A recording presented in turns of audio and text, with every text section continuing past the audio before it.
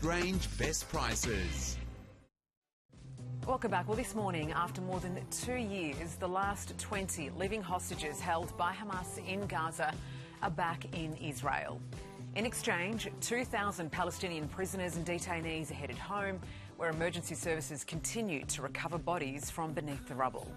Joining us to discuss today's headlines is Shadow Minister for Small Business Tim Wilson and Independent MP Monique Ryan. Good to see you both this morning. Tim, let's start with you. Incredibly emotional scenes coming out of Israel and Gaza this morning. Incredibly emotional scenes, not just out of Israel, but also, of course, for many Australians from the Jewish community who've waited in cases where their friends, family, for the end of conflict, but also for the release of hostages. For 2 years, I've worn this pin on my lapel for the hostages to be returned home. That's what it symbolises, and it's a beautiful thing to be able to, after 2 years, take it off.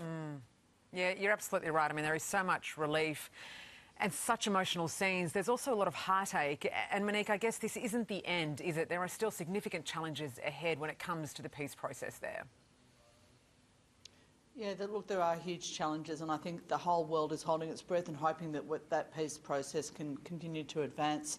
The scenes that we saw yesterday with reunification of hostages with their families, it's just hard to imagine how emotional that must have been and how difficult the last 2 years have been for all people involved.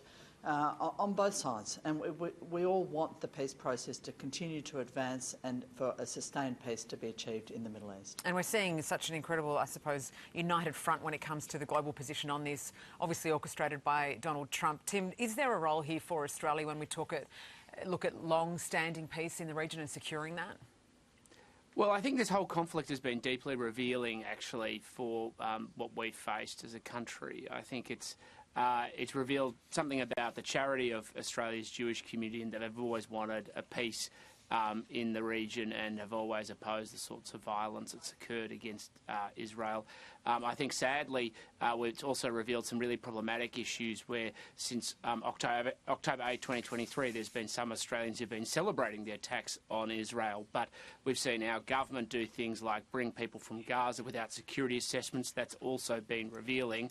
And I think it's also, frankly, been revealing that only a few weeks ago, our Prime Minister, in a choice between fighting for the sort of peace deal that has now been delivered or siding with Hamas and ultimately undermining this type of outcome, made the wrong choice. Okay, so the role that we have now as a country is to make sure that we support ongoing peace and to think with our head, not simply to go with what's seemingly popular at the time. All right, well, I'm not sure they were siding with Hamas. I think everyone agrees that they need to go. Let's move on now. And a huge backflip from the Treasurer, Jim Chalmers, bowing to pressure from basically everyone about his superannuation tax reform. Monique, finally it feels as though common sense has prevailed.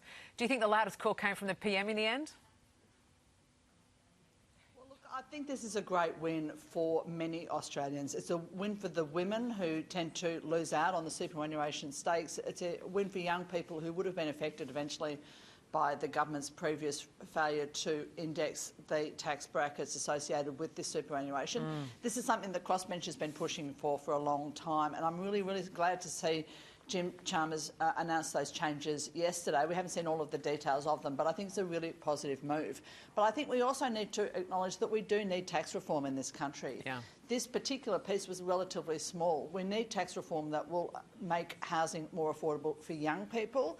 And so I'm glad that the government made this change yesterday. They responded to the evidence, and I hope that they will continue to respond to the evidence in the tax reform that this country needs. Yeah, I mean, I think to your point there, Monique, the government is saying that it has listened to all sides and it's reflected on its policy. But Tim, I don't know, does it kind of show poor judgment from the beginning to think that this was a good policy unchanged?